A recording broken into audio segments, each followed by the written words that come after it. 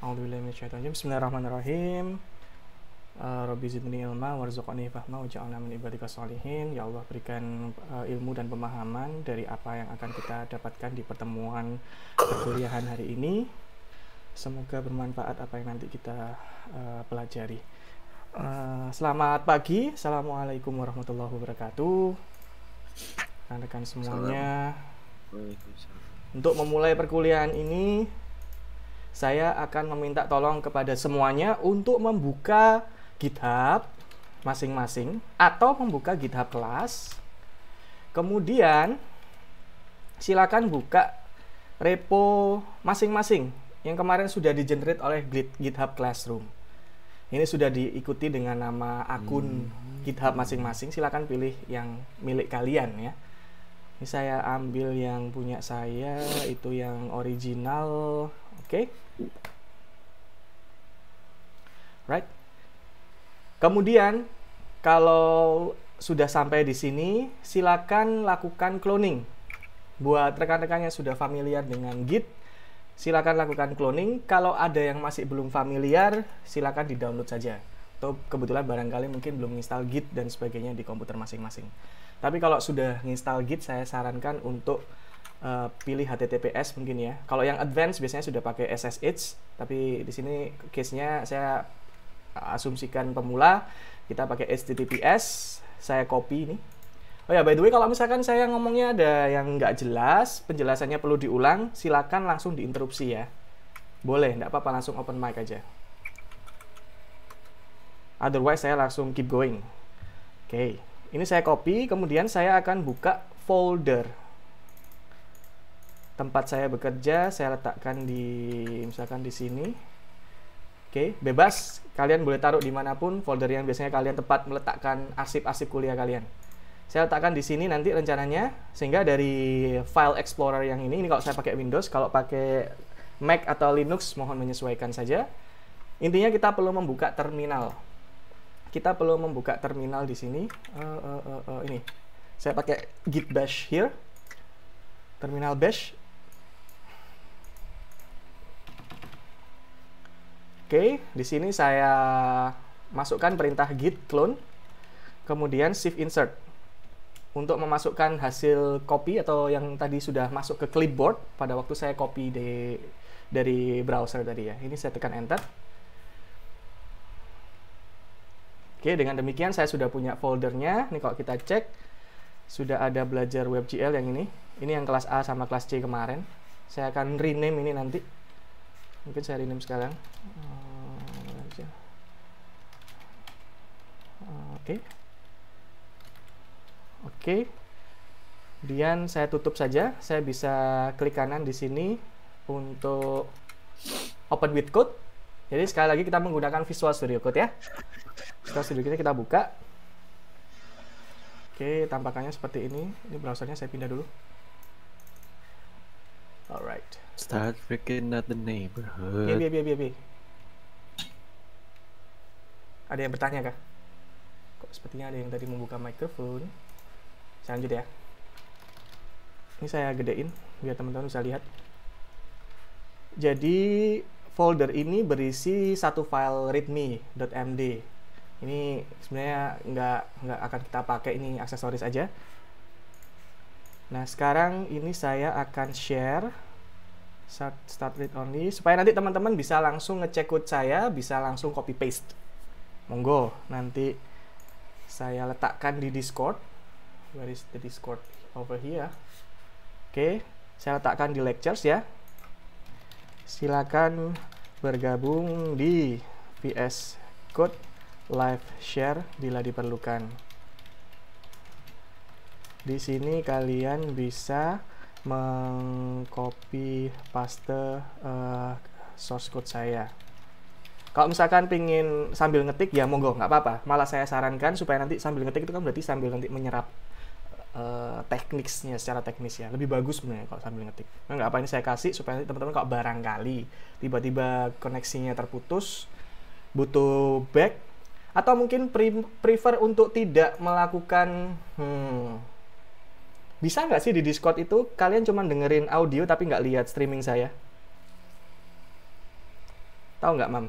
Bisa Pak, Oh bisa ya. Pak, tinggal nggak ikut streamnya aja, Tapi tetap bisa ngomong ya. audionya nanti. Tetap bisa dengerin Iya, suara tetap saya bisa, ya. tetap bisa denger. Oh Iya. ya udah, bagus. Jadi teman-teman kalau misalkan mau irit pulsa, nggak perlu harus mentengin screen sharing saya, bisa langsung ke live share untuk melihat langsung perubahan teksnya di sana ya. Itu lebih hemat pulsa. Oke. Sekarang saya akan mulai untuk membuat file. Nah, kemarin saya sudah menjelaskan kepada rekan-rekan semua bahwasanya bukan file. Teknologi yang akan kita gunakan dalam pemrograman grafika yang ada di kelas kita adalah WebGL. Nah, WebGL ini pada praktiknya akan melibatkan setidaknya 3 komponen. File HTML, kemudian file JavaScript, dan kemudian nanti di dalam JavaScript-nya kita akan sematkan string of GLSL source codes. GLSL itu Graphic Language as Graphic Library Shading Language. Jadi bahasa pemrograman grafika miliknya GPU, miliknya Graphics Processing Unit, Graphical Processing Unit. Alright. Give me a moment. Mana ya kemarinnya?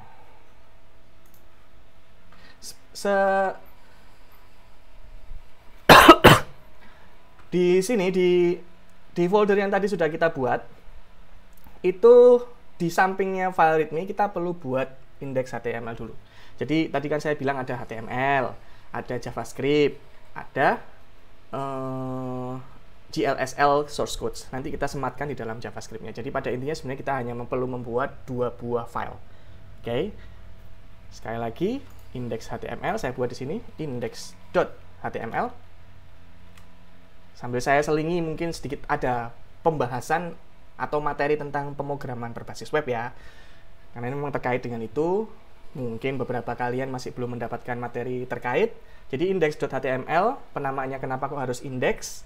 Ini ada satu fungsi tertentu. Misal, kalian meletakkan folder ini sebagai root folder dari website kalian nantinya. Jadi misalkan katakanlah kalian punya namanya belajarwebgl.com, ya kan? Belajarwebgl.com, yang itu artinya kalau kita tuliskan di address bar belajarwebgl.com, yang akan dibaca oleh browser itu adalah file index.html-nya. Itu secara default, ya, secara default yang dibaca nanti yang akan diterjemahkan dalam berupa tampilan ke web browser adalah file index.html. Nah, meskipun misalnya nanti teman-teman melibatkan bahasa server-side scripting seperti PHP, ASP, JSP, dan sebagainya, pada akhirnya server-side servernya itu akan mengirimkan file HTML ke browser yang ada di clients. Jadi pada dasarnya nanti ya ujung-ujungnya sama, yang dibaca adalah index.html. Nah, semisal namanya bukan index.html, katakanlah main.html, maka untuk membuka website ini harus secara spesifik dituliskan belajarwebgl.com/main.html. Jadi memang harus dituliskan lengkap. Tapi kalau index.html tidak perlu dituliskan, browser langsung secara default mengetahui kalau yang dibuka adalah index.html. Oke, saya cukupkan sampai di situ. Nah, di sini index.html adalah sebuah file yang nanti kita isi dengan markup language. Jadi HTML ini bukan pemrograman ya. Markup ini hanya sekedar markup language. Sama dengan Markdown kayak punyanya GitHub itu .md. Kayak yang ini .md. Ini juga kenapa harus ada tanda crash dan sebagainya, ada maknanya, ada aturannya. Nah, ini akan secara langsung nanti mempengaruhi representasi dari teks. Jadi crash-nya ini tidak akan keluar di halaman readme.rd-nya, tapi ini akan mempengaruhi bahwa ini menyatakan bahwasanya tulisan setelah tanda crash itu adalah header. Nah, ini salah satu contoh. Ini kalau markdown. Nah, kalau markup index HTML ya, contohnya di file HTML, maka nanti kita mempunyai barisan atau informasi teks itu sifatnya akan ditentukan oleh properti yang ada di dalam tag. Jadi tag itu kayak ada sesuatu yang ada di antara kurang dari dan lebih dari. Jadi ada kayak kurung segitiga ya. Nah, dalam pembuatan atau mengawali pembuatan file HTML, kita selalu memerlukan atau memastikan ada root text. Jadi yang paling induk, ya, tag yang paling induk yaitu namanya HTML. Jadi yang namanya markup file HTML itu harus selalu ada di antara ini. Jadi ini tag pembuka, saya gedein lagi. Ini tag pembuka, ini tag penutup. Oke. Ini tag penutup. Bedanya apa? Tag penutup itu ada tanda garing, garis miring. Garis miringnya diikuti kemudian dengan string yang sama dengan pembuka. Nah, seperti ini caranya. Ini harus diawali dengan seperti ini. Dan sebenarnya kita bisa melakukan banyak variasi pembentukan bagaimana harusnya susunannya nanti di dalam HTML. Tag-tag yang ada di antara HTML ini. Namun, untuk hari ini kita cari yang istilahnya yang paling sering digunakan dan bahkan sudah disediakan sebagai boilerplate, sebagai template yang ada di VS Code. Ada satu teknologi di VS Code yang namanya Emmet, E-M-M-E-T.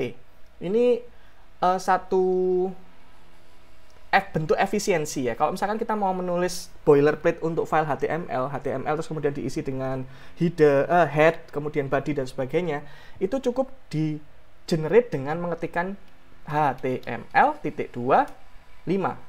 Kenapa kok 5? Karena memang spesifik kita untuk WebGL ini membutuhkan HTML 5. HTML5 nanti di dalamnya memiliki elemen yang namanya canvas. Nah, di atas canvas itulah nanti kita akan melakukan proses penggambaran grafika. Oke, ini saya tekan enter. Maka secara otomatis akan ada barisan teks, ya, secara otomatis yang sebenarnya tidak perlu banyak diutak-atik. Oke, tidak perlu banyak diutak-atik. Dan nanti konten seperti canvas atau ada teks yang lain yang nanti kita akan sematkan di antara tag body. Oke, di antara tag body. Alright. Nah, sekarang ini saya save dulu. Saya sudah berhasil membuat satu boilerplate index.html, saya save. Kemudian saya ingin melakukan pengetesan, melihat bagaimana hasilnya di browser. Caranya tinggal dibuka lagi Explorer-nya yang ada di sebelah kiri atas itu, diklik, kemudian diklik kanan di file index.html. Terus silakan buka Open with Live Server. Kemarin sudah saya minta untuk install, saya masih ingat di general mestinya sudah saya informasikan supaya bisa menginstal ini untuk memudahkan teman-teman melakukan testing terhadap aplikasi grafika teman-teman semuanya. Ini saya klik ya. Saya klik, maka secara otomatis dia akan membuka kebetulan membuka di halaman saya yang lain. Ini saya tunjukkan di sini. Jadi ini ada, ini saya tunjukkan ya, yang ini. Jadi file apa namanya di sini ya, ada judulnya dokumen ya di bawah kursor saya ini. Nah, ini kalau misalkan saya ingin merubah judul yang di atas itu, dokumen, kita perlu melakukan perubahan string yang ada di sini antara title ini. Title ini akan menentukan teks apa yang akan muncul di kata dokumen ini. Oke, kita ganti misalkan dengan tulisan belajar WebGL. Oke, saya ganti belajar WebGL. Saya save. Maka secara otomatis tulisan belajar WebGL-nya ini juga akan ikut berubah. Coba dilihat itu, tulisan tadi kan harusnya dokumen ya. Terus sekarang sudah berubah menjadi belajar WebGL. Jadi enak kalau pakai live server langsung kelihatan hasilnya setelah kita meng-save. Oke. Saya lanjutkan, ini mikrofonnya siapa ini lagi kebuka, nggak sengaja kebuka kayaknya. Faizal ya. Minta tolong di-mute ya. Oke, saya lanjutkan. Di antara body ini kita akan coba, kita akan masukkan sebuah tag canvas. Oke, tag canvas. HTML canvas, karena memang materi kita hari ini adalah HTML canvas. HTML canvas dan nanti kita akan membahas masalah konteks ya, konteks grafik. Nah, canvas, kalau misalnya kita mau generate canvas, kita tinggal ketikkan aja canvas kayak gini. Oke. Ini kalau kita enter maka otomatis nanti akan membuat tag pembuka canvas dan tag penutupnya. Nah, cuman saya di sini langsung pengen spesifikkan, saya pengen punya sebuah canvas dengan ID, dengan identifier namanya my canvas, misalkan seperti itu. Jadi saya perlu menyematkan di sini tanda pagar atau hash ya, yang ada di angka 3, atasnya angka 3 itu kalau misalkan dilihat di keyboard itu ya. Oke, kemudian diketikkan nama ID yang ingin kita mau berikan kepada dia. Saya tuliskan my canvas seperti ini. Ini saya tekan enter, maka secara otomatis saya punya tag canvas dengan ID my canvas. Dan mungkin sekalian kita tambahkan, kita pingin supaya ukuran kanvasnya supaya agak lebih besar gitu, atau mungkin kita biarkan dulu saja deh, biar nanti teman-teman tahu bedanya ya. Ini namanya my canvas. Nah, sekarang HTML canvas ini baru bisa muncul di sebuah browser yang ada di klien ketika browser mereka sudah mensupport HTML5, which is untuk semua browser yang populer yang ada di tahun ini itu mestinya sudah memiliki kemampuan untuk bisa membaca atau mengenerate markup untuk HTML5. Tapi nggak apa-apa, kita open for possibility ya. Kita membuka kemungkinan bisa jadi mungkin kliennya jadul banget gitu, masih Internet Explorer sehingga dia nggak punya HTML canvas. Nah, untuk menunjukkan bahwasannya apakah sebuah browser itu memiliki HTML canvas atau enggak, kalau dia nggak punya HTML canvas, maka akan kita berikan pesan error. Pesan errornya kita tuliskan aja di sini. Misalkan peramban ini tidak mendukung, ini saya tutup dulu, tidak mendukung HTML5, canvas HTML5, seperti ini. Nah, ini tidak akan muncul ketika kanvasnya berhasil dibuat. Jadi ketika kanvasnya berhasil dibuat ya sudah akan it's fine. Seperti yang sekarang terjadi, saya sudah save, maka di sini ya nggak kelihatan apa-apa. Kecuali kalau browser yang kebetulan saya buka itu tidak mendukung HTML5, maka akan muncul nantinya teks di sini mestinya, yakni peramban ini tidak mendukung kanvas HTML5. Oke, dan kita sekarang sudah memiliki fondasi untuk tempat menggambarnya, yakni kanvas. Jadi untuk HTML ini sudah siap. Tidak sepenuhnya sih, tapi so far mungkin kita bisa bilang 80% sudah siap untuk digunakan. Nah, selanjutnya tadi saya bilang kalau untuk WebGL itu akan ada 3 elemen, indeks file HTML, file JS, dan GLSL source code. Nah, sekarang kita akan buat untuk JS, JavaScript, dan GLSL source code-nya. GLSL source code-nya akan kita masukkan ke dalam JavaScript. Nah, kita akan buat JavaScript-nya, filenya di sini. Kita kasih nama index.js. Oke? Atau mungkin saya pakai nama yang lain aja, main.js. Kayak gini. Main.js, supaya nanti kelihatan lebih gampang. Barangkali teman-teman nggak punya yang kayak punya saya ini, icon-iconnya udah spesifik, biar lihatnya enak. Index.html dan main.js. Nah, di dalam main.js ini nanti kita akan membuat sebuah fungsi. Nah, sebuah fungsi layaknya fungsi yang ada di bahasa pemrograman C. Mirip, tapi tidak sepenuhnya sama. Kalau di bahasa pemrograman C, di pemrograman terstruktur, teman-teman mempelajari bahwasannya untuk membuat sebuah function, sebuah fungsi itu harus di sebelah kiri dari nama fungsinya harus diikuti dengan tipe data return value apa yang akan diberikan oleh fungsi tersebut. Nah, tapi kalau di JavaScript itu tidak diperlukan, sangat fleksibel sekali. Jadi terlepas dari return value apa yang nanti akan diberikan oleh fungsi tersebut, kita akan memberikan keyword yang sama, yaitu function. Oke, function. Nah, selanjutnya function ini akan kita ikuti dengan kata atau keyword untuk nama fungsinya. Mungkin saya akan gunakan kata yang sama dengan nama filenya main.js seperti ini. Main berarti. Terus jangan lupa buka kurung, tutup kurung. Ini menandakan bahwa dia adalah fungsi seperti yang dibaca sih ya. Untuk sementara kita tidak perlu menambahkan parameter. Selanjutnya di sini saya perlu tambahkan kurung kurawal, buka dan tutup. Oke. Dan selanjutnya saya ingin memastikan bahwa Oh ya, by the way, kita kan pengennya nanti JavaScript ini akan berkomunikasi dengan index.html. Sementara kalau kita tahu tadi, di index.html belum ada satupun indikasi bahwasanya kedua file ini terhubung. Nah, untuk memastikan kedua file ini terhubung, kita perlu setidaknya ini, memiliki rujukan. Jadi, file index.html ini perlu memuat, memuat file in main.js. Caranya dengan menambahkan tab tag script. Saya akan letakkan sebelum tutupnya body di bawahnya canvas. Saya tuliskan script semacam ini. Kemudian saya pilih yang titik 2 src atau source yang bawah ini. Kemudian untuk source-nya saya akan masukkan kata main.js ya, karena memang ini yang ingin kita muat ke dalam HTML-nya nanti. Jadi HTML ini akan memuat semua string yang ada di main.js. Oke.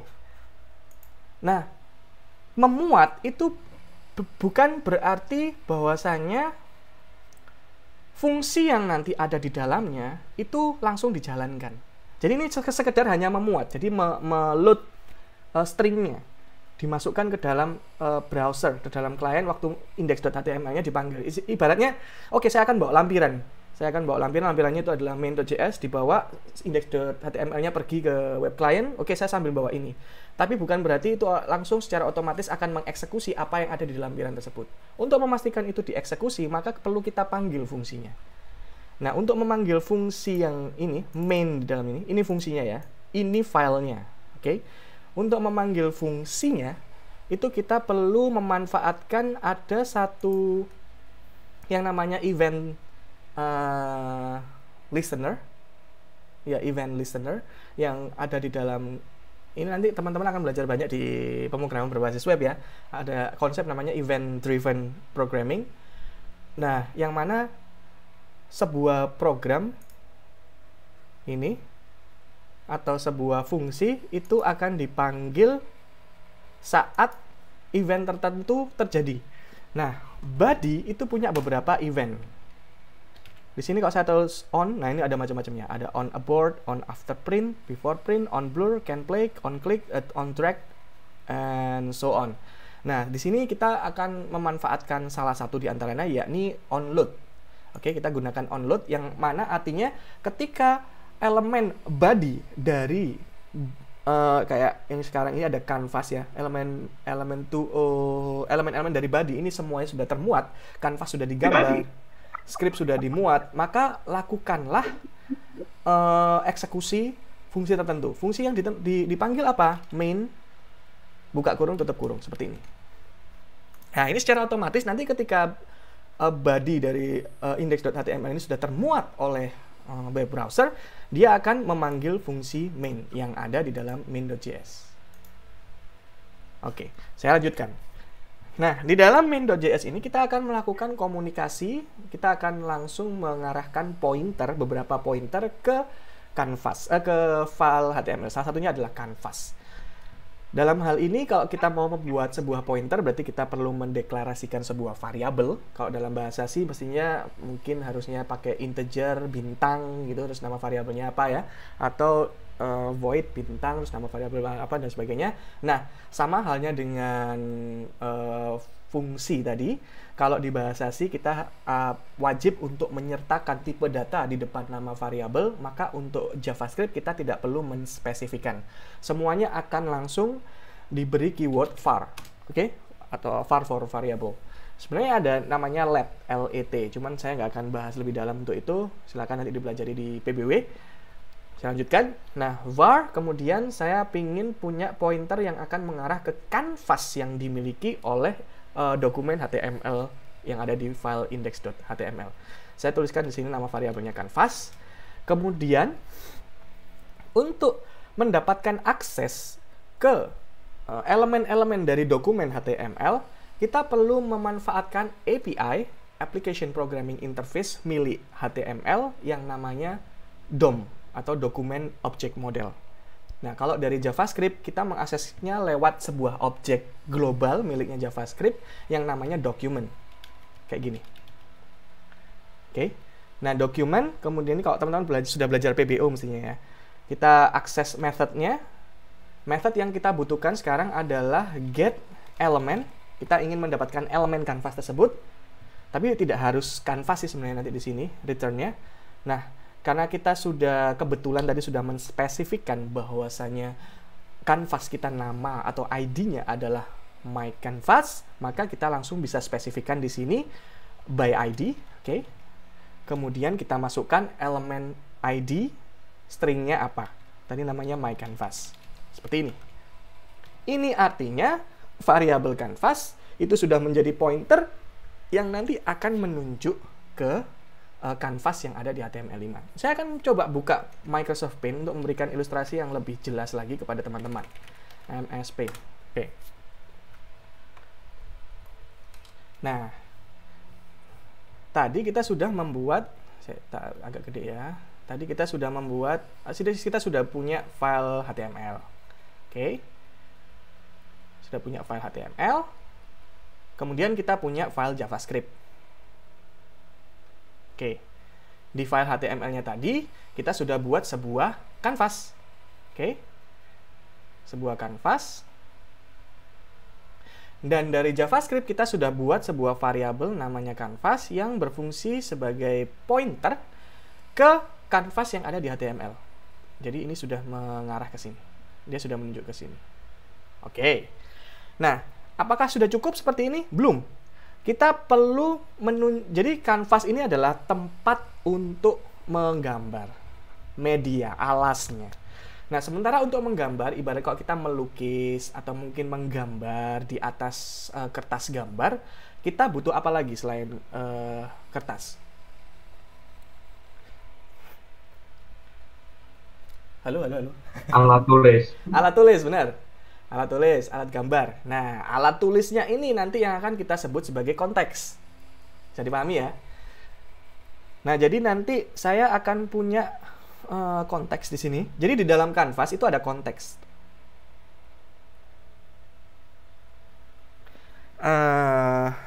Jadi nanti pengennya dari sini kita akan punya variabel lain yang akan sorry ini kayaknya kurang mungkin saya bisa di-undo nggak ya? Oh, bisa.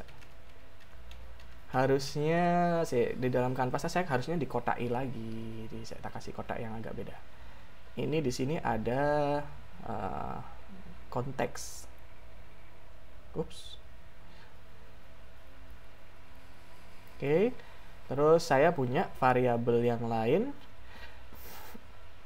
Kasih nama misalkan sama gitu ya, konteks. Yang ini akan mengarah ke konteksnya. Jadi kita perlu memastikan kita pegang pointer ke alasnya, alas gambar, kita pegang juga pointer ke alat gambarnya atau alat tulisnya. Karena kalau misalkan kita bicara masalah menggambar, kan bisa kita menggambar pakai cat air, kita bisa menggambar pakai soft brush, kita bisa menggambar pakai pensil warna, pakai crayon dan sebagainya. Itu berarti konteksnya sudah berbeda. Oke. Nah, di dalam HTML Canvas, dia bisa menerima, saya agak lupa, mestinya ada 3 kalau nggak salah, saya cuma ingat 2, nanti teman-teman bisa ngecek di internet. Jadi salah 2 konteks yang salah 2 konteks yang dimiliki oleh apa namanya? Ini saya harus matikan kayaknya. Sebentar ya. Jadi salah 2 konteks yang kita punya dalam HTML Canvas itu ada namanya 2D, konteks 2D, kayak gini. Satunya lagi yang nanti akan kita pergunakan namanya konteks WebGL. Oke. Sekali lagi ini sebenarnya ibaratnya adalah alat tulis. Nah, nanti sebentar. Ini jadi sebenarnya kan ini dua dunia terpisah ya. Mungkin saya akan berhenti di sini dulu. Kita pastikan untuk bisa merepresentasikan pointer-pointer ini terlebih dahulu. Tadi yang kanvas sudah selesai. Coba kita lanjut dulu ke yang konteks. Di sini berarti kita perlu menambahkan variabel baru lagi, namanya misalkan konteks tadi. Terus konteksnya perlu menunjuk sebenarnya langsung ke dalam. Ini kan konteks itu ada di dalamnya kanvas kan ya. Jadi kita langsung masuk aja ke dalam kanvasnya. Jadi nggak perlu pakai dokumen lagi. Canvas.get konteks seperti ini. Nah, konteksnya kita spesifikkan namanya WebGL. Nah, di sini untuk konteks variabel yang konteks ini akan sering banget kita pakai nantinya. Akan sering bolak-balik kita panggil. Ibarat kayak kita punya crayon yang sering kita pegang kan crayonnya ya, pensil warnanya, bukan kanvasnya. Nanti sehingga kita, kalau kita lihat praktik umumnya, ini variabelnya biasanya dikasih nama yang agak pendek, misalkan kayak contohnya GL. Ini doang. Oke, GL. Selesai. Jadi ada kanvas, sudah ada GL. Nah, setelah itu kita akan buat lagi sebentar. Kita akan buat lagi koneksi. Tadi kan koneksi antara JS sama index.html, JS sama HTML. Nah, sekarang kita akan membuat koneksi yang di luar ini. Jadi ada dunia yang lebih terpisah lagi. Ini kalau saya buka lagi di pane-nya, ini saya coba tuliskan di sini. Ibarat kita itu, ini saya coba pakai warna orange ya. Konteks HTML dan JavaScript ini dikerjakan atau domainnya Central Processing Unit. Oke, CPU. Jadi kalau misalkan teman-teman nggak punya GPU, walaupun saya yakin semua komputer zaman sekarang sudah punya GPU ya mestinya. Oh, mungkin kayak Raspi kayaknya nggak punya GPU. Nah, jadi kalau misalkan sudah punya CPU, pasti bisa buka HTML dan JavaScript. Nggak masalah. Nah, tapi kalau misalkan nanti ingin membuka secara spesifik aplikasi berbasis aplikasi grafika, misalkan berbasis WebGL ini, maka ada dunia lain yang kita sebut sebagai GPU yang perlu kita libatkan di sini. Saya kasih warna hijau. Di sini ada GPU. Nah, di dalam GPU itu nanti kita akan membuat dua buah. Jadi CPU punya program. Oke, program yang mungkin bisa dibilang JS ini adalah programnya yang ada di browser. GPU juga punya program.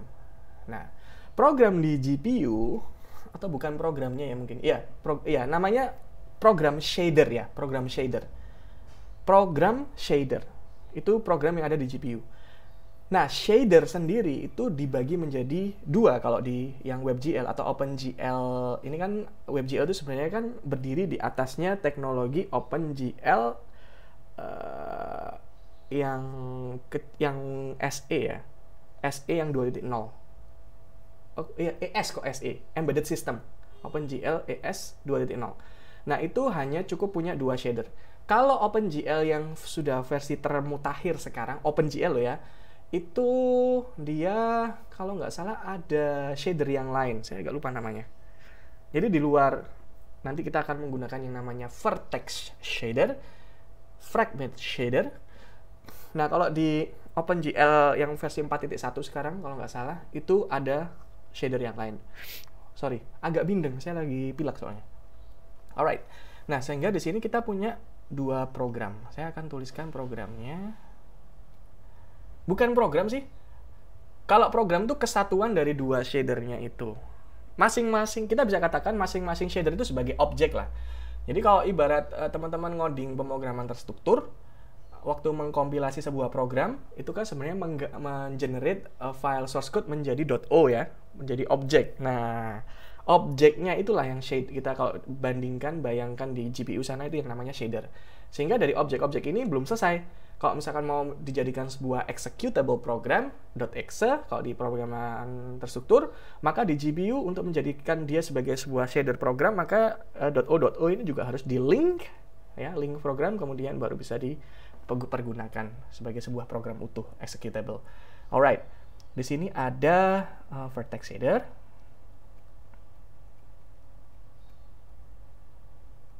ada fragment shader. Ada dua shader yang akan kita mainkan dalam grafika ini. Nah, di GPU sendiri, terlepas dari vertex shader dan fragment shader, itu sebenarnya sudah ada API yang siap pakai, ada beberapa fungsi dan konstanta dan kayak semacam global variable yang bisa kita isi langsung dari JS, dari JavaScript. Kalau kita ingin mengisinya, nanti kita memerlukan bantuan dari konteks tadi. Jadi kita tadi sudah buat namanya konteks WebGL tadi ya. Jadi kita akan selalu memanggil GL nanti. Jadi GL yang ini nanti akan selalu kita panggil-panggil ketika kita ingin melakukan manipulasi atau operasi, entah itu kita mengubah global variabel yang ada di GPU atau kita ingin memasukkan source code yang sudah kita buat, yang akan kita buatkan nanti di JavaScript ini ke alam GPU ya. Nanti sehingga supaya vertex shader dan fragment shader ini ada isinya, ada rupa objeknya. Oke, jadi ini semacam menjadi jembatan ke sini. Kita bisa ngontrol ini. Nah, nanti ini mestinya kayaknya sih dua arah. Enggak, satu arah. Satu arah, tapi yang kesininya cuman sekedar kalau misalkan nanti ini enggak sih. Kalau dua arah enggak, satu arah mestinya. Tapi nanti GPU ini langsung akan menggambar ke atas kanvas hasilnya. Hasil gambar dia akan langsung diletakkan di atas kanvas. Jadi ini mekanismenya ya. Alright, sampai di sini ada yang mau ditanyakan nggak? Udah mulai pusing mestinya ini.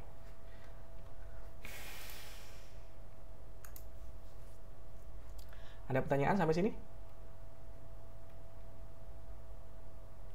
Kalau enggak, Saya mau tanya, Pak. boleh. Yuk. Siapa? Kan di main.js-nya tadi pakai getElement by ID. Kenapa kok kan padahal pilihannya ada banyak. Kalau kita pakai name itu apakah beda sama ID gitu, Pak?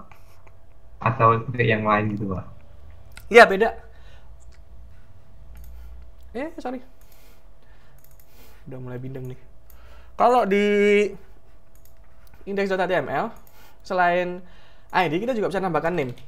Kayak gini. Dan ini beda. Tata cara penggunaannya juga beda. Name ini nanti ada hubungannya dengan apa ya namanya ya?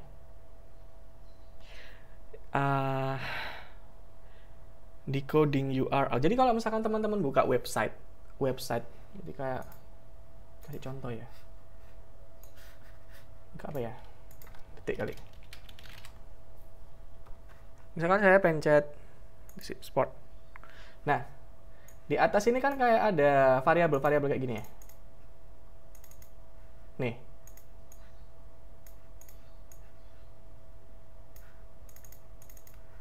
Biasanya nanti ini akan berhubungan langsung dengan name instead of ID. Kalau misalkan kalian mau pakai name juga nggak apa-apa sebenarnya. Nggak masalah. Asalkan unik.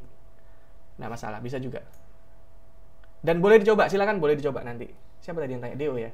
Deo Excel kali tadi. Ya, Pak. Terima kasih, Pak. Ya. Right. Permisi Pak, mau bertanya Pak. Yuk, Samuel. Ini nanti kalau tugasnya bisa pakai penulisan ES6 kan Pak? Misalnya pakai cons dan raw Untuk main untuk JavaScript-nya ya? Iya. Boleh, silakan. Kalau mau pakai standarnya ECMAScript, boleh, silakan. Kalau misalkan memang sudah terbiasa dengan ECMAScript 6, standar JavaScript yang bagus itu, yang udah strict.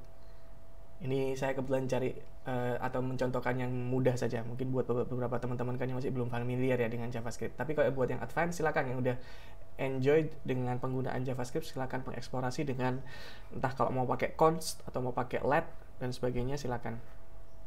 Oke ya? Iya Pak, baik Pak, terima kasih. Alright. Sekarang kok makin parah ya pilek saya. Oke, saya lanjutkan guys. Saya akan lanjutkan untuk penjelasan tadi di Microsoft Paint, berhenti di sini ya. Oke, sekarang kita akan mencoba untuk membuat source code untuk vertex shader dan fragment shader. Nah, ibarat source code yang ada di bahasa C, sebenarnya kalau kita buka bahasa C, kita punya file.c. File.c itu kan sebenarnya cuma sebuah berkas ya, file, yang kemudian di dalamnya ada string. Oke, ada teks. Kemudian teksnya itu dikasih teksnya di save sebagai sebuah nama file namanya .c. Compiler akan menerjemahkan atau mengkompilasi itu apa ya, kayak menggabung-gabungkan gitu ya. Jadi kan yang waktu kita untuk memanggil atau untuk menggunakan kayak print function, printf, scanf dan sebagainya itu kan butuh library namanya kayak Studio gitu ya dan sebagainya, sehingga harus ada proses kompilasi penggabungan antara library dengan dan sebagainya. Nah, tapi itu sebenarnya tidak terwakili secara langsung di scriptnya. Jadi script itu kayak kalau udah kita file.c-nya tuh kalau kita biarin file.c ya udah dia cuma sekedar just matter of a string. Dia cuma teks biasa. Nah, sehingga untuk membuatnya dia berguna, maka kita perlu compile. Kita perlu compiler untuk membuat dia jadi .o. Jadi sebuah objek untuk kemudian selanjutnya oleh compiler juga akan di-linking, kemudian akan diubah menjadi sebuah file yang executable ya, yang bisa dijalankan. Nah, hal yang sama juga akan kita lakukan buat vertex shader, fragment shader yang ada di GPU. Tadi seperti yang sudah saya sampaikan, shader ini adalah ibaratnya .o. Oke. Nah, untuk menghasilkan .o ini maka kita perlu menyiapkan source code-nya. Nah, kita sekarang coba tuliskan source code-nya di sini di JavaScript-nya. Caranya adalah dengan membuat sebuah variabel, katakanlah vertex shader source kayak gini. Oke. Nah, vertex shader source-nya langsung aja kita tulis sebagai sebuah string di sini ya. Nah, string kalau misalkan kita ingin membuat string yang bisa menginclude perpindahan baris, itu perlu pakai ini, string yang tanda petik yang khusus. Jadi kita nggak pakai tanda petik tunggal atau tanda petik ganda yang di sebelahnya enter, tapi kita pakai backquotes. Itu tanda petik yang ada di bawahnya tanda cacing tilde yang ada di atasnya tab. Di dekatnya angka 1 itu. Tolong gunakan itu seperti ini. Nah, dari sini saya langsung bisa tuliskan secara plain. Jadi ibarat saya seperti ya menulis file.c gitu ya. Dan seperti yang tadi saya sebutkan bahwasanya di sini ini objek yang terpisah ya, shader, fragment shader dan vertex shader ini objek yang terpisah, sehingga nanti kita perlu membuatkan dua source code yang terpisah. Dua source code yang terpisah, dua buah void main yang terpisah. Ya. Jadi seperti ini. Void main kayak gini. Terus untuk yang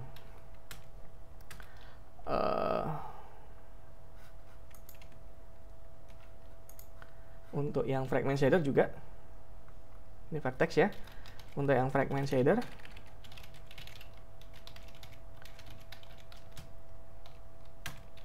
kita buatkan void main juga. Oke. Bentuk bahasa pemrogramannya C-alike, jadi memang seperti bahasa C. Tapi nanti bedanya di shader program ini atau shader di GGLSL ini, mereka punya beberapa setidaknya tipe data. Tipe datanya lebih advanced. Kayak mereka punya tipe data untuk mewakili vektor, ya, namanya VEC, itu saja VEC, terus nanti bisa VEC 2, VEC 3, VEC 4. Atau vektor 2 dimensi, vektor 3 dimensi, vektor 4 dimensi. Nanti kita akan pergunakan itu. Tapi sementara kita biarkan kosong dulu. Ini biarkan kosong. Sekarang saya perlu mengajarkan ke teman-teman teknik supaya ini kan baru just a matter of text ya, just a matter of string. Kita kan perlu memasukkan string itu tadi, yang tadi kita sekarang sementara masih kita definisikan di dalam JavaScript, ya kan? Di JavaScript. String itu tadi nanti kita akan bawa, kita copy ibaratnya ke alam GPU. Oke, kita bawa ke alam GPU string tadi itu, dan supaya nanti di sana disiapkan juga kayak .c-nya. Jadi .c-nya ada di GPU. Oke. Nah, jadi di sini yang perlu kita lakukan ini dalam bahasa kita kalau lagi program ini berarti kita membuat, nggak pakai kita deh, buat .c, ibarat ya, buat .c di GPU. Nah, yang perlu kita lakukan adalah GL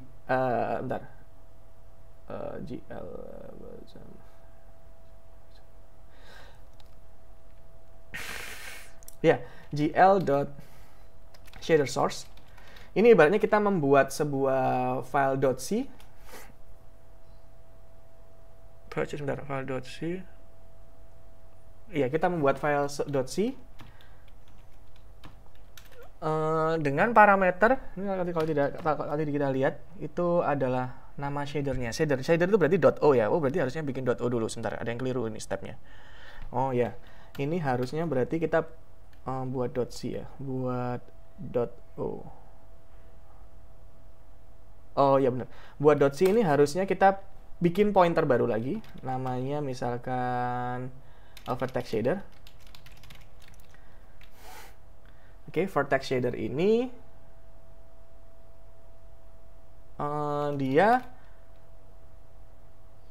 kita buatkan .c-nya dulu ya. Jadi ini calonnya atau cikal bakalnya .o nanti. Jadi .c ini akan kita konversi ke .o. Tapi untuk sementara sekarang dia hanya sebagai .c ya. Ini kita buat shader di sini. Shader itu sekali lagi cuma sekedar objek, bukan program. Kita create shader tipe. Tipenya ada 2 tipe. Kita mau pilih vertex shader atau fragment shader. Oke, seperti ini. Nah, vertex shader ini isinya apa? Nanti kalau sudah jadi .o, dia isinya apa? Isinya itu hasil kompilasi dari source code yang tadi sudah kita buat. Sebentar, ini shader dulu. Oke, berarti ini vertex shader. Terus source-nya kita ambilkan dari source string yang ada di atas tadi, yang udah kita buat. Karena ini spesifik untuk vertex, maka kita ambilkan yang vertex shader source. Oke. Kayak gini. Kita buatkan juga yang fragment. Oke. Ini fragment shader.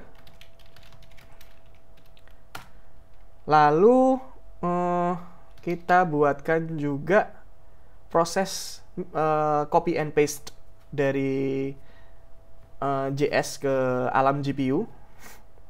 Ini shader source kita pindahkan apa yang kita punya dari fragment shader source stringnya tadi, dibawa ke .c yang sudah kita siapkan di GPU, yakni ini vertex. Jadi ada shader di sana yang sudah kita siapkan.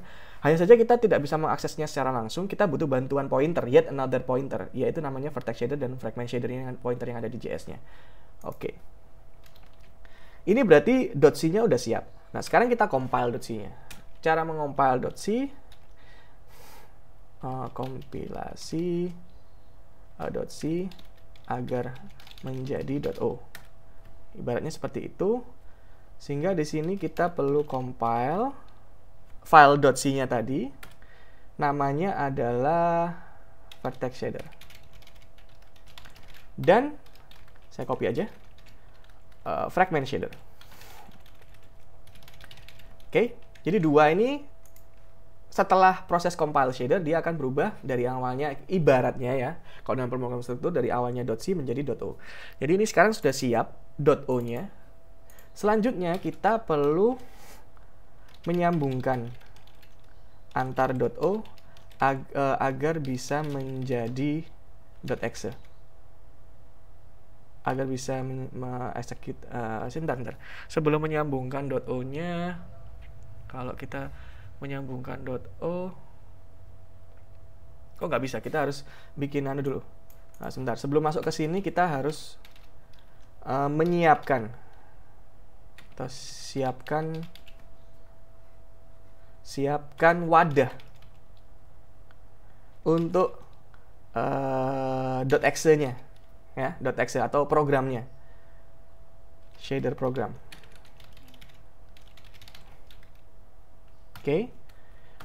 Cara menyiapkannya kita butuh bantuan GL lagi, create program kayak gini. Nah, ini nanti terbuat di sana di alam shader, di alam GPU. Ini perlu kita tampung supaya nanti kalau kita butuh kita bisa panggil kapanpun. Jadi kita perlu tampung dalam sebuah pointer lagi. Kita bikin namanya apa ya, shader program gitu. Ini menampung gl.createProgram. Wadahnya udah siap. Ibarat gini, kita mau ngecat nih. Kita mau ngecat dinding sebagai kanvasnya ya. Kita mau ngecat dinding, kita sebelum ngecat untuk konteksnya kan kita berarti perlu bikin adonan cat dulu. Nah, adonan catnya itu kan bisa jadi mungkin butuh kayak thinner ya kan. Selain thinner, ini adonan thinner sendiri ada, kemudian ada adonan catnya ya kan, dan sebagainya. Sehingga dua adonan terpisah ini perlu kita gabungkan. Ibaratnya ini kayak adonan vertex dan adonan fragment ini terpisah Mas Ian. Tapi sudah siap, dia objek. Kita masukkan ke dalam kontainer yang program ini. Cara memasukkannya adalah dengan, sebentar ini jangan, berarti memasukkan dulu. Masukkan .o ke dalam wadah.exe. Caranya adalah dengan attach. Kita gl attach shader. Nama programnya adalah shader program. Nama shadernya vertex shader. Karena ada dua shader, maka kita lakukan ini 2 kali. Kalau ada nanti lebih dari 2 objek yang perlu digabungkan, ya berarti harus 3 kali dan seterusnya. Ini fragment. Oke, sudah kita attach, sudah kita masukkan ke kontainer. Langkah selanjutnya adalah mencampur ya, atau linking, menyambungkan, sambungkan atau campur antar O agar bisa menjadi runnable context. Supaya ibaratnya chatnya siap pakai gitu loh, ya, chatnya siap pakai. Runnable context itu, jadi runnable context menjadi runnable context di dalam di dalam wadah exe tadi ya.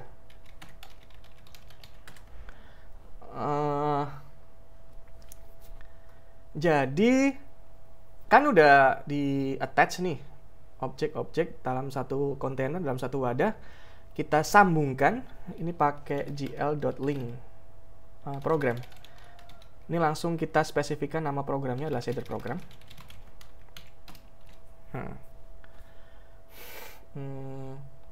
Dan selanjutnya untuk bisa mulai menggunakan konteksnya, mulai menggunakan konteks atau chatnya tadi ya. Itu berarti kita perlu use program, shader programnya. Oke, ini untuk mulai menggunakan. Jadi ibaratnya kita sudah nyampurin chatnya nih. Kalau mau ngechat ya berarti harus menggunakan chat itu kan. Jadi kuasnya udah siap, terus chatnya udah siap, udah kita bisa mulai siap menggambar. Nah, mungkin teman-teman ada yang mulai bertanya ini, kenapa sih kok sampai harus ribet ini? Padahal kan sebenarnya ini kan serial ya kan ya. Kenapa nggak langsung aja dibikin, udah siap satu konteks aja gitu kan, toh pasti kita mau menggambar itu butuh cuman satu konteks, nggak mesti. Karena bisa jadi nanti dalam aplikasinya, kalau aplikasinya udah besar ya, aplikasi grafikanya yang besar, teman-teman butuh kadang tuh beberapa kali switch konteks. Jadi switch menggunakan, mungkin ada kayak chat yang spesial, hanya punya keterbatasan tertentu, ada chat yang punya kemampuan yang lain dan sebagainya. Atau ya ibarat kita mau pakai pensil warna, berubah mau pakai soft brush dan sebagainya. Sehingga untuk supaya kita bisa switch dengan cepat, kita harus menyiapkan semuanya. Jadi nanti teman-teman bisa jadi misalkan katakanlah di sini ada shader program crayon, shader program pensil, color pencil, shader program color buckets, atau shader program watercolor dan sebagainya. Nah, itu teman-teman siapkan semua, di-link semua di dalam sebuah wadah yang berbeda-beda, oke? Nanti ketika menggunakan tinggal use programnya diganti-ganti, use program, shader program, crayon, use program, shader crayon, itu berarti udah ganti konteks. Itu pentingnya kenapa kok harus ada proses semacam ini.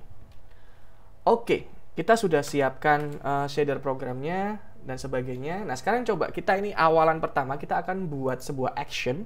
Kita akan warnai latar belakang dari kanvasnya dengan sebuah warna homogen. Warnanya kita mungkin katakanlah warna hitam gitu ya, warna hitam yang gampang ya kan. Untuk ibaratnya gini, kita sudah punya konteksnya, udah siap. Nah, sekarang untuk menyebutkan warna apa yang kita gunakan, maka kita perlu, ibarat kita sudah punya konteks tadi pensil warna, kita sudah dalam kondisi juga menggunakan pensil warna tersebut, kita kan juga masih perlu ini menentukan, oke, saya mau pakai warna apa gitu. Pilih warna yang mana, misalkan ada yang mungkin pensil warna isi 12 ya, maka untuk warna hitam sudah spesifik, oh warna ini dan sebagainya.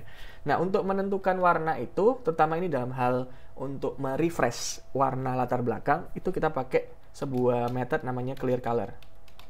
Ini baru milih warnanya doang ya, belum mulai ngecat, baru milih warnanya doang. Warnanya tadi kita pinginnya hitam. Parameternya ada 4, red, green, blue, alpha. Alphanya kita kasih 1, yang artinya tidak transparan atau opaque. Dan di sini angkanya untuk warna itu harus antara 0 sampai 1. Jadi bukan heksadesimal kayak teman-teman mungkin kalau sudah familiar dengan penggunaan aplikasi grafis seperti Illustrator, Photoshop dan sebagainya, biasanya kan normalnya akan menggunakan standar 0 sampai 255 ya. Nah, untuk di sini kita hanya menggunakan yang antara 0 sampai 1 sehingga nanti perlu ada konversi kalau misalnya memang dibutuhkan. Alright. Nah, sehingga kalau misalkan cuman clear color gini doang, itu nggak akan ada efek apa-apa. Kalau saya lihat di sini, kanvas saya masih putih. Ya kan, harusnya kan ada hitam tadi. Oke. Sehingga untuk memulai pengecatan, kita perlu memanggil metode yang lain spesifik untuk mengeksekusi pewarnaan, namanya clear. Kayak gini. Clear sendiri ada parameter yang memang harus diisikan. Ada berapa bitwise constant. Yang pertama adalah yang sekarang juga kebetulan kita gunakan, namanya GL color buffer bit. Jadi buffer untuk warna. Karena nanti ada juga buffer untuk kedalaman, depth. Nah, ini kita akan butuhkan itu waktu kita sudah masuk ke penggambaran 3 dimensi. Sementara untuk yang sekarang kita cuman membersihkan buffer bitnya, color buffer bitnya. Sehingga kalau misalnya udah kita save, kita lihat di sini sudah muncul warna hitamnya ya. Sudah muncul warna hitamnya, dan ya mungkin terlalu kecil ya. Kalau terlalu kecil kita bisa besarkan. Tadi yang sempat saya singgung di index.html, canvas ini ukurannya bisa diatur. Sehingga di sini saya masuk ke index.html, saya coba untuk menambahkan lebar dan tinggi. Mungkin sekalian yang agak gede, berapa ya? 800-600 kali ya. Seperti ini, saya save, maka jadilah sebesar ini. Nah, ini monggo nanti disesuaikan saja. Nah, kalau mau mengganti warnanya bagaimana? Ya berarti nanti bisa dimainkan di sini. Oke, silakan teman-teman kalau mau nyoba-nyoba. Nah, sampai di sini saya akan commit dulu. Ini saya masukkan ke repo, supaya jangan just in case teman-teman nggak bisa buka live share yang saya di VS Code, atau mungkin juga nggak bisa buka yang di Discord, silakan nanti ngecek di repository yang belajar WebGL yang kelas E. Ini saya upload dulu. Ini ya, repo ini berhasil menampilkan layar latar belakang hitam. Oke, saya commit, selesai, saya push.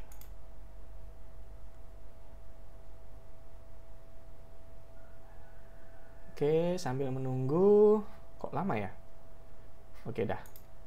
Nah, ini kalau teman-teman buka di WebGL, belajar WebGL, silakan nanti dicek di sini linknya, Graph.com 2020E, pakai strip ya. Terus belajar strip WebGL. Ini kalau saya refresh, mestinya sudah ada codingan baru. Nih, ini bisa dicek nanti ya. Ini 31 detik yang lalu. Oke, sampai sini ada pertanyaan nggak?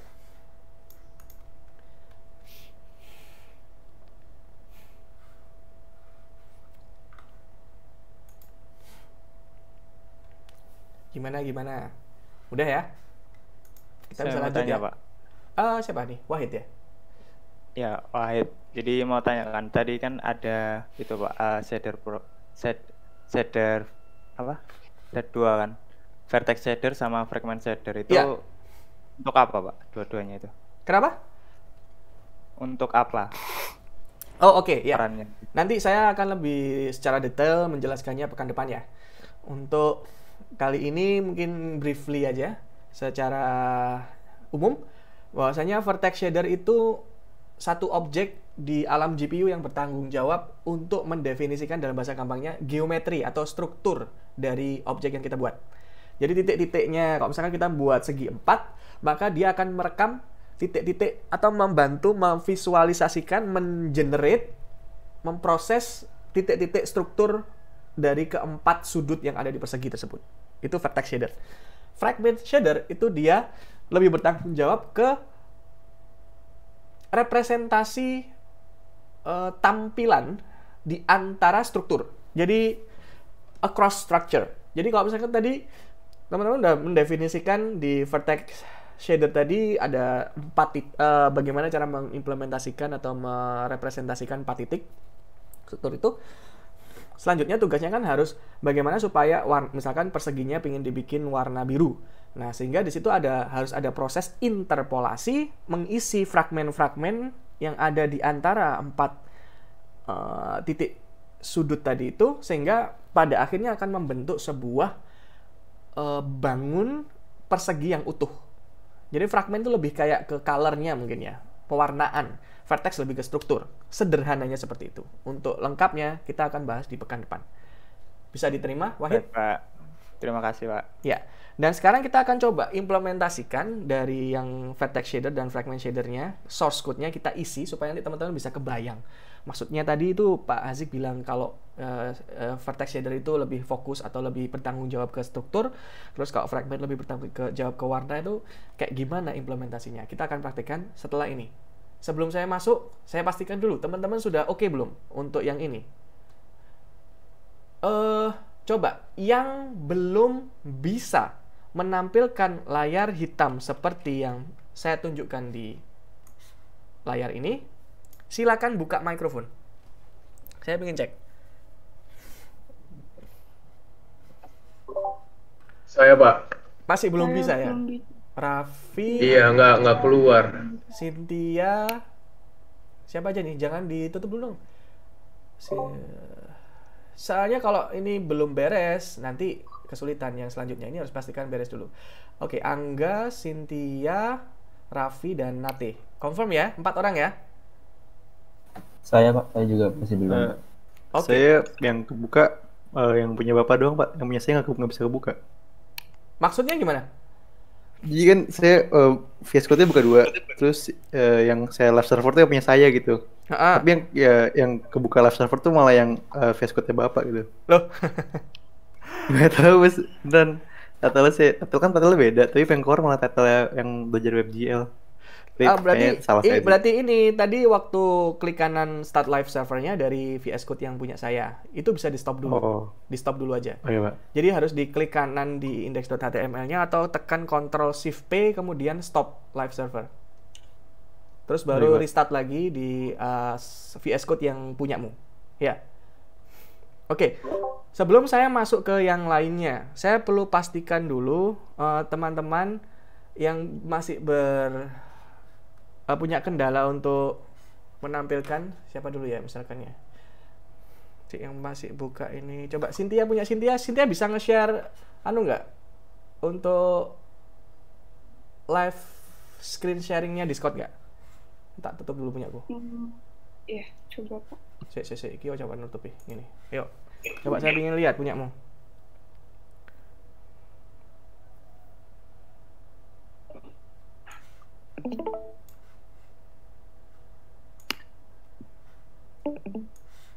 Oke. Udah kelihatan, Pak. Oke, kelihatan.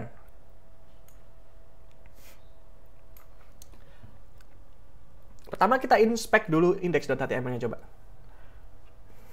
Index.html-nya dulu. Sebelum masuk ke main.js, kita perlu pastikan index.html-nya sudah benar belum. Bisa dibukakan yang index.html-nya. Oke, outload-nya udah masuk, script-nya udah, src-nya udah benar, canvas, my id canvas. Alright. Sepertinya udah oke. Coba main JS ya sekarang ya.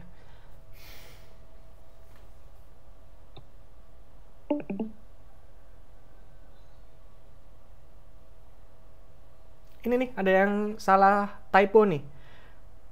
pas di bawah kursormu itu, yang sekarang kursor aktifmu itu, vertex shader, itu kamu nulis gl.vertex. Oh iya. Oke, coba running dulu ya. Mungkin cuman itu. Coba dulu. Cuman masalah typo. Oke.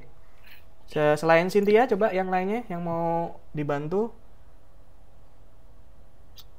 Bisa nyalakan streamnya. Mungkin Cynthia bisa ditutup dulu streamnya. Bisa coba diperbaiki dulu. Ini siapa tadi? Raffi ya? Raffi coba buka punya Murad. Iya, Pak.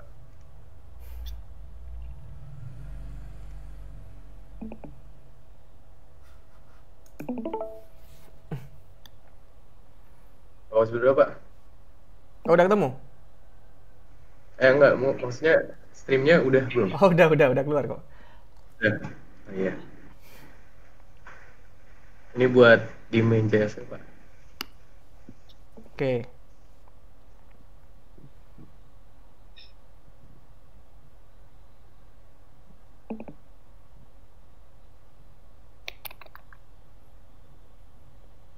Scroll ke bawah coba.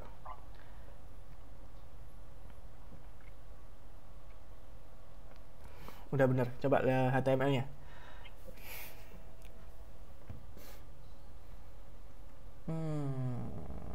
Udah oke. JS-nya coba main JS-nya. Atas. Ah ya, ini elemen ID-mu yang canvas tadi di HTML itu C-nya kecil, my canvas-nya. Yang ini C-nya besar di JS-mu. Oh iya. Oke, betulin tuh ya. Lanjut. Siapa lagi nih? Makasih, Pak. Yo. Ini perlu ketelitian memang guys. Kalau misalkan nanti luput, mungkin bisa minta tolong bantuan teman juga. Yang lain gimana? Ada yang butuh dibantu? Bisa open mic? Saya, Pak. Natih ya. Coba di screen screen share. Oke, Pak.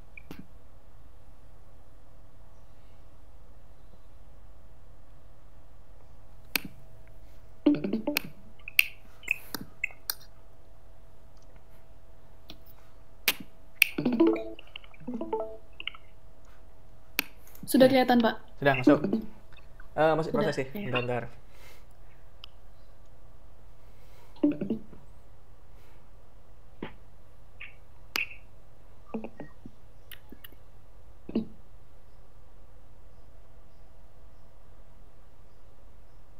Kok masih loadingnya? Upstreammu kayaknya terbatas ini.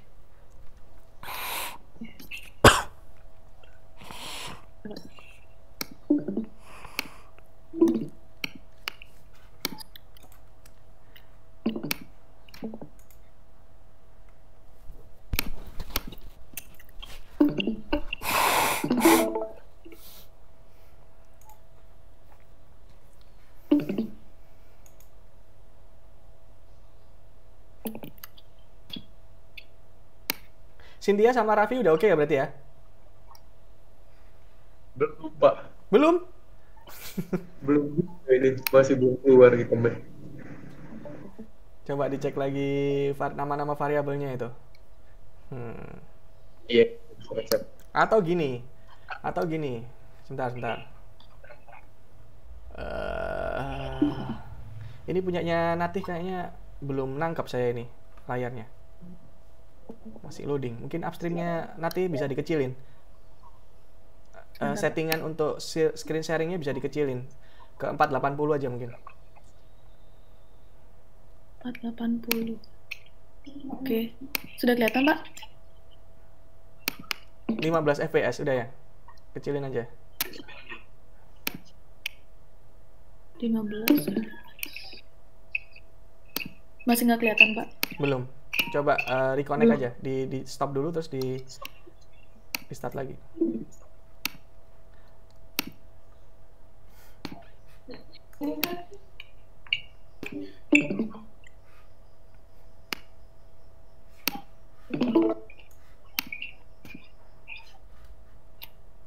Sudah terlihat, Pak? Let me check. Iya, belum ya. Agak repot juga. Belum ini. ya? Bentar. Oke, gini aja. Sebentar. Oh Saya my tutup. lord.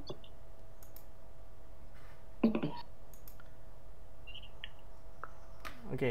Mungkin di screenshot aja dikirim ke lectures. Iya, gitu, boleh. HTML. Ya, nanti saya ceknya ya. Ini sambil jalan, ini saya kayaknya perlu ngajarin ini sama teman-teman. Jadi kalau sudah buka di browser, itu untuk mengetahui ada error atau tidak, teman-teman bisa melakukan hal seperti ini. Klik kanan di manapun, area manapun di halaman browser. Kemudian pilih inspect. Oke, inspect. Klik kanan, inspect. Nah, nanti di sini kalau memang ada error, itu akan muncul di konsol. Di konsol sini, keluar. Kalau ada error akan keluar di sini. Jadi inspect elemen kuncinya. Ini nanti kalau kalian di kuliah PBW, ini sahabat erat ini pasti pakai. Oke.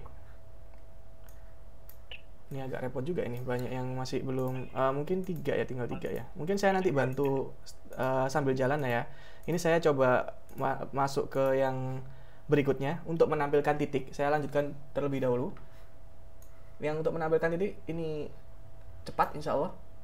Saya cuma butuh waktu 5 menit untuk menyampaikannya. Jadi untuk membuat titik itu berarti artinya kita sudah menggambar. Tadi kita sudah refresh backgroundnya. Sekarang kita akan menggambar. Saya lupa belum screen sharing lagi. Di Discord-in loh.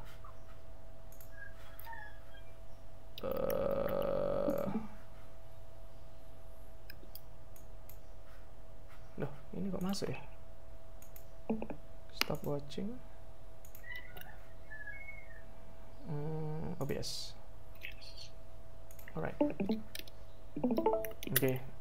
Bisa sambil cek live saya atau lihat di live share. Saya lanjutkan di bagian bawah setelah GL clear. Ini perlu kita tambahkan. Ini berarti setelah GL clear itu berarti sudah selesai membuat atau menggambar latar belakangnya. Udah kita kuas, latar belakang siap warna hitam. Nah sekarang kita pingin nambahin misalkan titiknya warna kuning deh, biar nggak putih juga ya, warna kuning atau warna hijau. Di sini berarti saya pakai fungsi namanya itu draw erase. Kenapa namanya erase? Nanti akan kelihatan kenapa namanya erase pada pertemuan yang berikutnya. Karena pada dasarnya WebGL itu dia menggambar definisi vertex dan pixel yang kita masukkan ke dalam rangkaian baris atau matrik gitu ya.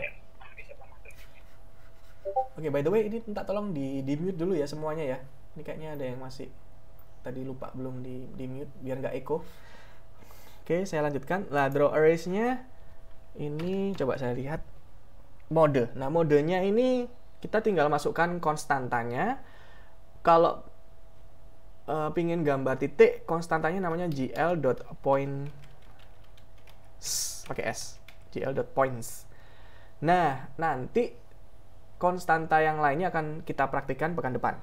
Jadi konstanta ini juga melambangkan primitives. Jadi objek dasar yang ada di grafika. Nanti ada points, ada lines, garis ya. Ada juga yang namanya triangle. Trianglesnya dipisah-pisah lagi. Ada namanya triangles, triangle fan, triangle strip, dan seterusnya. Kita pakai GL points dulu untuk hari ini. Terus ini mestinya bukan first sih. Ini mestinya outlier. Iya. Jadi kayak semacam, ini saya belum pernah mengubah-ubah angkanya. Ini sementara kita kasih 0 aja dulu. Jumlah titiknya 1. Atau kita coba pakai ya, ini kayaknya pakai integer bisa. Oke, setelah kita save, sekarang kita perlu menambahkan definisi vertex shader dan fragment shader terkait penggambaran titik ini. Nah, seperti yang tadi saya sebutkan, vertex shader itu bertugas untuk memastikan strukturnya proper untuk penggambaran grafika yang diinginkan. Di sini saya perlu misalkan salah satu variabel global yang ada di GPU yang perlu kita ubah adalah GL position, kayak gini, underscore ya. GL underscore position ini sekali lagi adalah global variable, jadi tidak perlu teman-teman deklarasikan terlebih dahulu, langsung bisa pakai. Ini global variable di GPU. Ini tipe datanya vektor 4 dimensi. Loh, titik kita kan cuma 2 dimensi ya yang ada di layar, dan mungkin nanti kalau misalkan mau menggambar 3 dimensi pun ya udah, berarti kan titiknya cuma 3 dimensi. Tapi kenapa kok 4 ya, vek 4? Ini secara sederhana nanti ada hubungannya dengan homogeneous coordinate.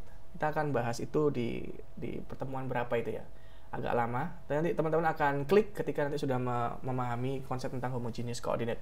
Yang jelas ada hubungannya juga dengan aljabar linier dulu yang pernah kita pelajari di semester awal, di mana untuk menampilkan titik atau merepresentasikan titik sebagai sebuah vektor, kalau dia titik itu maka kita perlu menambahkan W-nya itu 1. Kalau dia vektor maka kita perlu menambahkan W-nya itu sebagai 0. Nah, sehingga di sini kalau misalkan kita ingin meletakkan atau mendefinisikan sebuah posisi di titik tengah dari dunia GPU, maka kita perlu menuliskan 0 untuk semuanya, kecuali yang terakhir yang W, jadi X, Y, Z, W, W-nya itu 1. Ini untuk posisi. Oke. Di fragmennya, kita, seperti yang saya bilang tadi, yang posisi ini berarti struktur. Kalau di fragmen itu adalah warna. Nah, variabel globalnya yang bisa dipakai adalah frag color. Oke. Dan dia juga vec 4.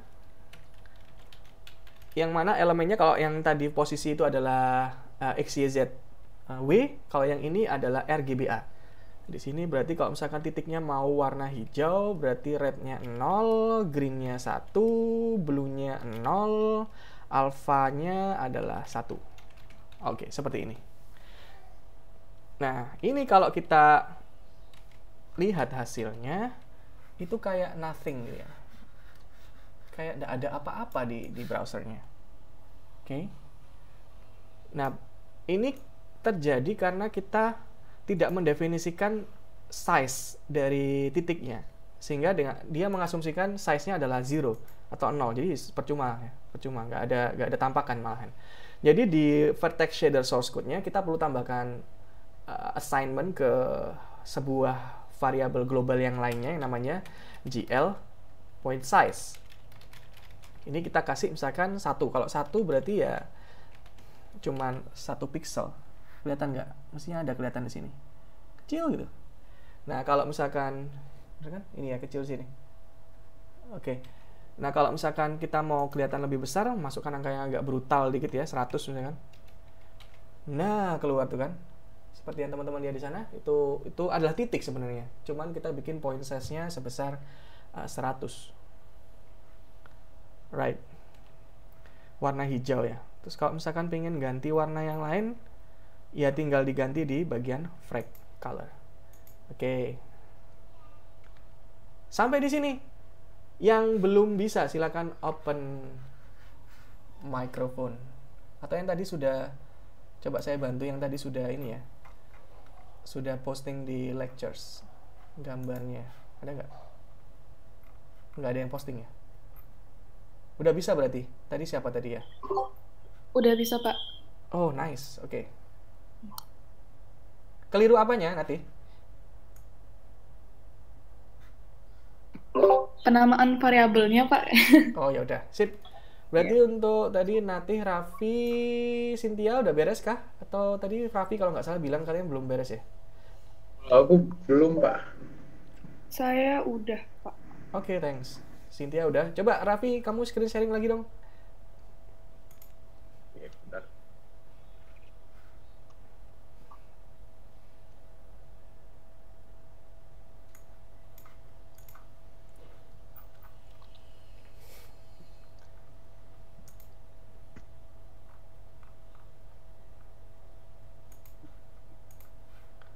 Alright, let me check. Sudah nyoba inspect element, Raffi? Udah ini, Pak.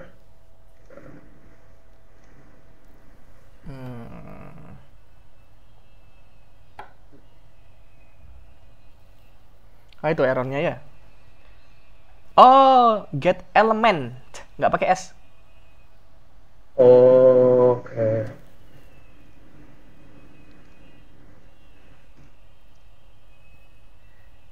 Nah, Oh iya, udah bisa. sudah, Pak. Ya, sip.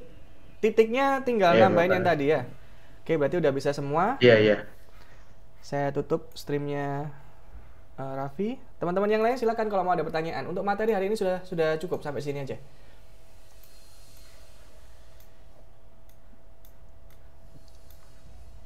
Saya mau bertanya, Pak. Boleh. Siapa nih? Ega, Pak. Ega, oke. Ya. Berarti kalau misal nanti kita mau menambah titik itu, berarti kita harus nge-define source-nya 2 kali atau lebih seperti itu, Pak. Pertanyaan bagus nih. Fragment source dan vertex-nya. Good points. Jadi kita nanti akan punya teknik lain yang mana kita akan menyusun array-nya itu di JavaScript. Array-nya akan kita lemparkan ke buffer-nya GPU sehingga nanti GPU akan membaca queue dari buffer tersebut. Jadi kita kayak mengantrikan kayak posisi titik dan sebagainya itu di JavaScript-nya nanti. Dan di sini kita tidak akan menggunakan konstanta lagi. Jadi kita akan membuat sebuah variabel, bahasa sederhananya seperti itu, sebuah variabel yang dia akan menangkap inputan dari JavaScript. Nah, itu ada tekniknya, nanti kita akan jelaskan pekan depan. Satu poin yang memang menarik untuk dibahas di sini, sebuah vertex shader dan fragment shader ini hanya dieksekusi vertex shader dan fragment, vertex shader terutama, vertex shader itu dieksekusi per vertex. Jadi satu void main ini hanya untuk satu vertex. Ibarat sekarang kita punya titik, ya udah satu titik itu doang. Nah, kalau misalnya kita punya banyak titik yang nanti merepresentasikan sebuah struktur tertentu, bangun tertentu, maka sebenarnya vertex shader-nya tidak perlu kita, vertex shader source-nya tidak perlu kita buat duplikat. Seperti yang tadi kamu duga tadi, Ega. Tapi kita akan lebih memainkan variabel, oke? Di sini kita mainkan variabelnya, ada tekniknya nanti namanya attribute. Dan nanti kita akan mainkan itu di pertemuan pekan depan. Terima kasih, Pak. Siap. Ini saya upload dulu ke repo. Berhasil menampilkan titik hijau. Ada pertanyaan lagi, guys? Saya, Pak. Oke, siapa nih? Rifki, Pak. Rifki. Yuk. Gimana? Itu untuk titiknya emang dalam bentuk kotak atau masih dalam bentuk pixel ya, Pak? Itu emang itu sih, Pak, pertanyaannya. Iya, mungkin kamu bayangin titik harusnya lingkaran kan ya?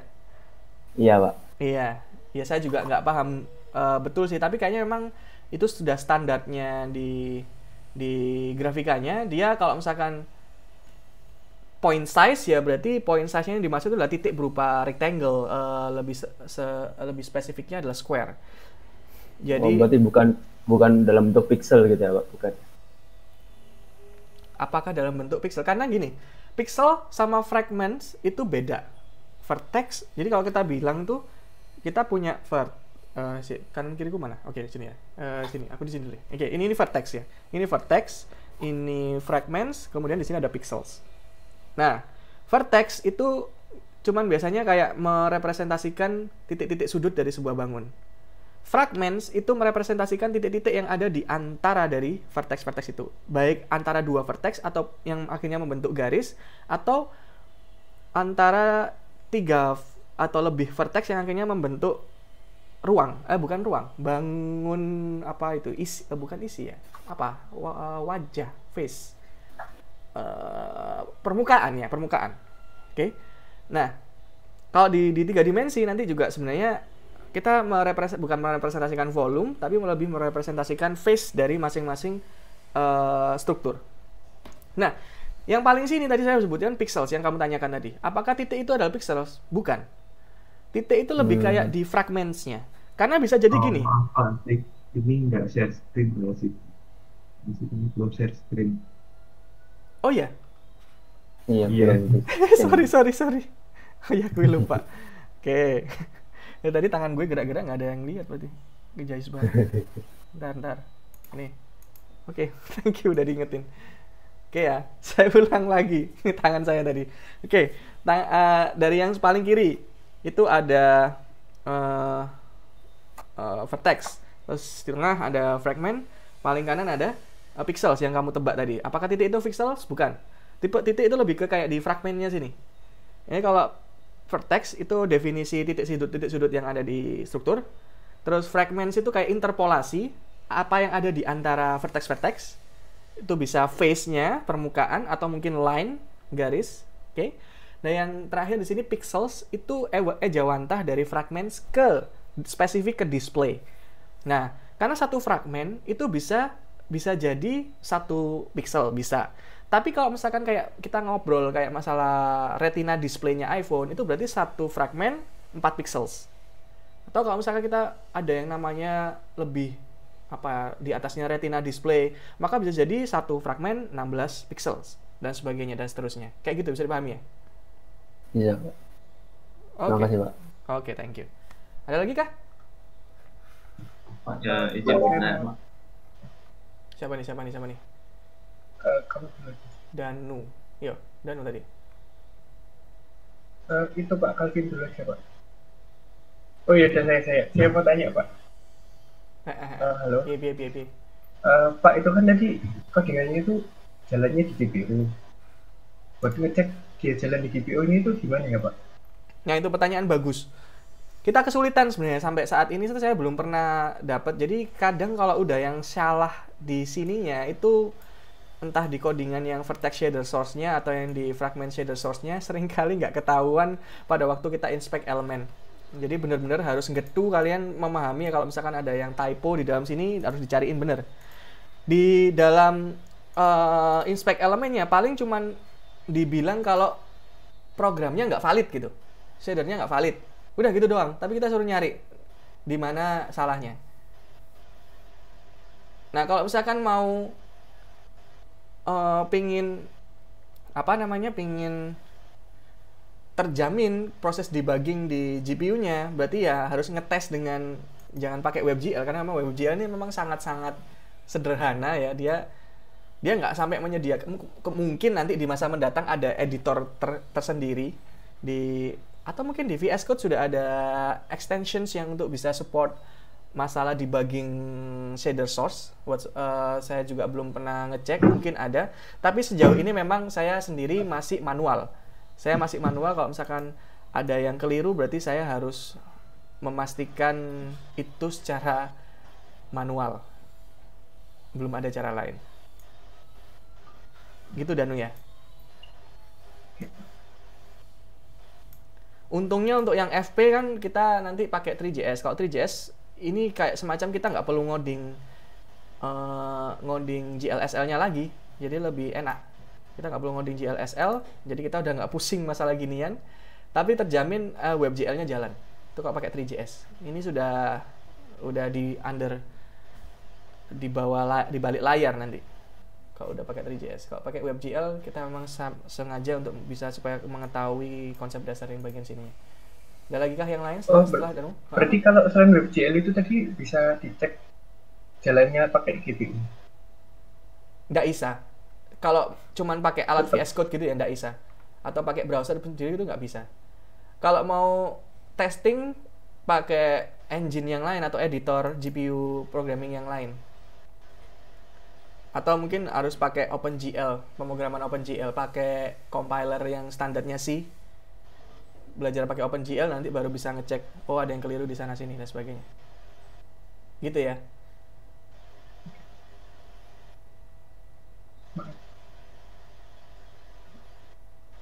Alright. Yang lain?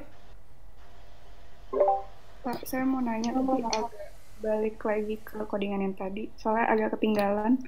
Oke, Cynthia ya? Iya, tadi kan ada GL position, ada fact 4, terus 0,0, 0,0, 0,0, 1,0. Itu dua yang terakhir itu untuk apa, Pak? Dua yang terakhir? Oh. Ini kan ada ini nih, poin. yang ini? Yang position atau yang frag color? Ya, position. GL Oke. position yang vertex. Oke, gini Sin. Kalau kita bicara objek 2 dimensi, emang harusnya kan cuma X sama Y ya. Cuman konteksnya kalau kita ngobrolin masalah WebGL, itu Z-nya kita ikutin langsung. Kalau misalkan dia kita ekspektasikan jadi bangun di 2 dimensi, ya udah Z-nya 0 gitu aja.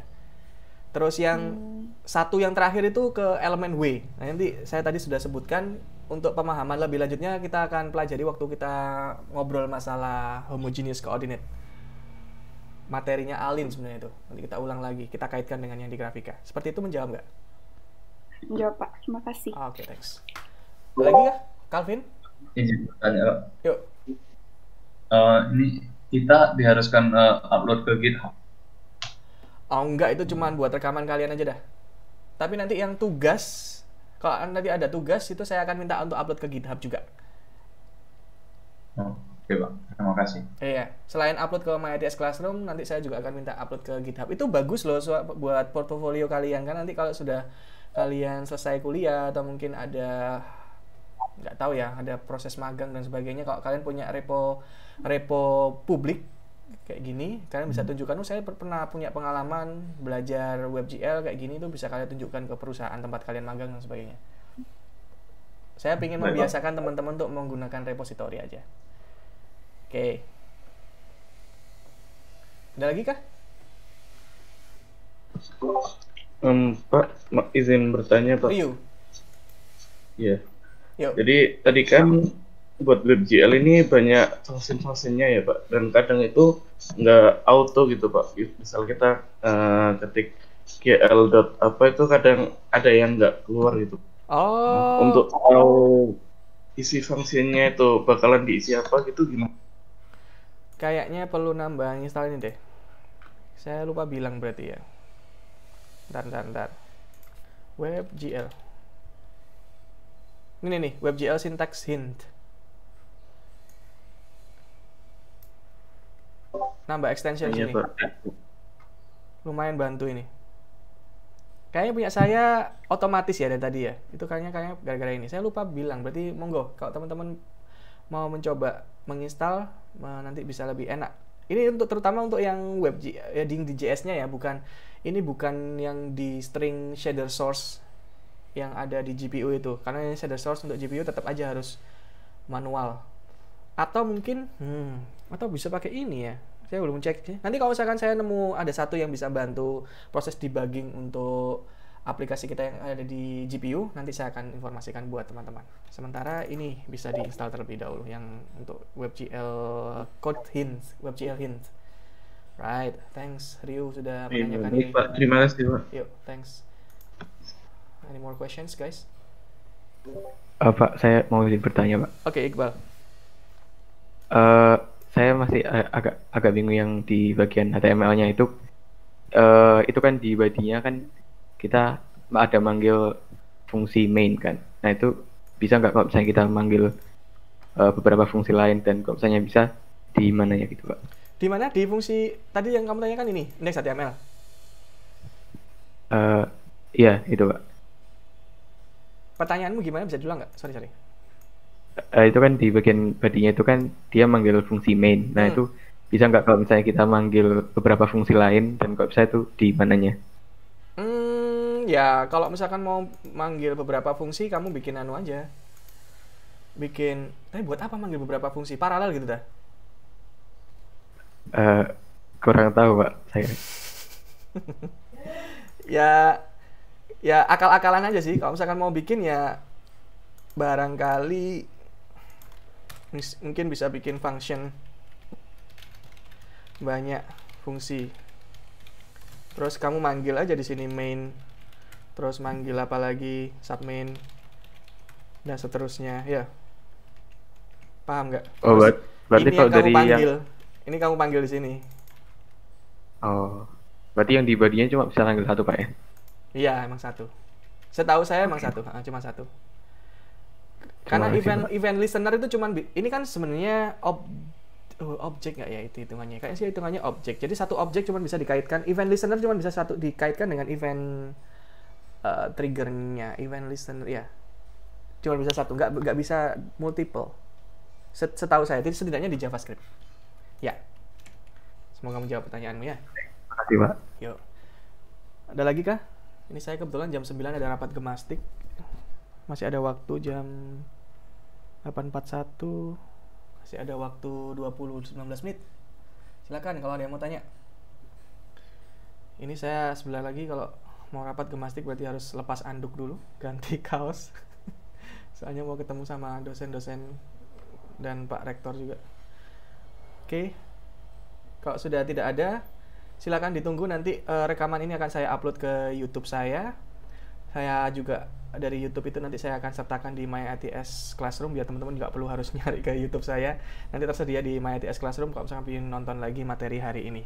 Terima kasih teman-teman semuanya, semoga bermanfaat ya. Kita akhiri dengan berdoa bersama menurut agama dan kepercayaan masing-masing. Semoga apa yang kita pelajari hari ini bisa bermanfaat dan berfaedah buat masa depan kalian semua, masa depan kita semua. Berdoa, dipersilakan.